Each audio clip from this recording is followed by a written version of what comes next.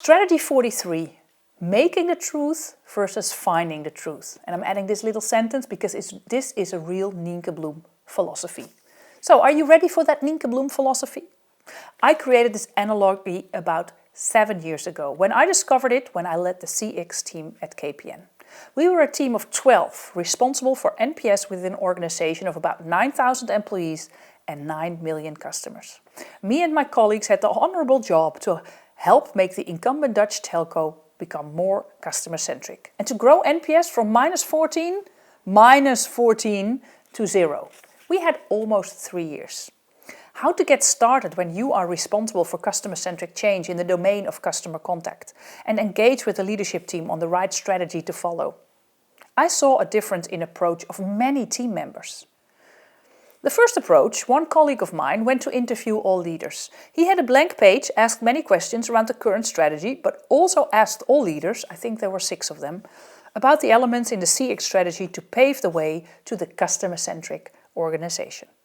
He got 6 different answers, which had actually brought him further away from his goal than where he was at the start. Yes, he had buy-in, but he had so many opinions and insights, which those stakeholders also expected to be used. The second approach. This colleague first made a draft of a possible strategy.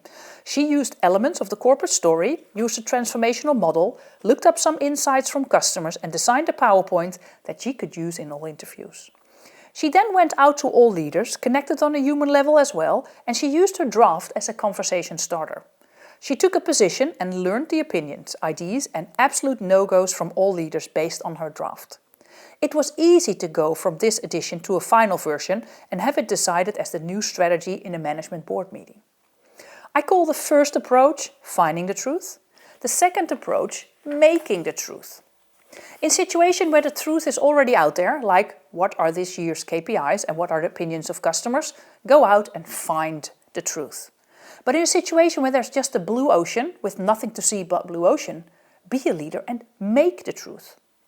When you're doing a pilgrimage, the path is there. You don't even have to find it. It's well marked and pretty easy to find a way. Okay, I got lost a couple of times, but that was because I wasn't paying attention. When I got lost, I had my guide and the app as backup. Easy as that. The truth was already out there. The only thing I had to do was to put one foot in front of the other and head towards Rome. It sounds so easy, right? A completely different aspect was, what did the Via Francigena bring me? What was its value? This was a question that was often asked and I didn't have the answer right away. I could have found the truth in stories from others, but that wouldn't be my story. It was time to make the truth, putting my value, my story into words. Even writing this book is an example of making the truth. When nothing is there, you have to be brave and craft and design it yourself. Making the truth might feel extremely scary, but for all those consultants out there, it is most certain that customers come to you for those strategies for change. Or in customer experience management, design those brand promises and values. Design the customer compass or customer journey way of working. When it's not there, this is your playground and I hope you'll enjoy it to the max. See if you can find the truth or if you have to make the truth and enjoy this little bit of Nienke Bloem philosophy.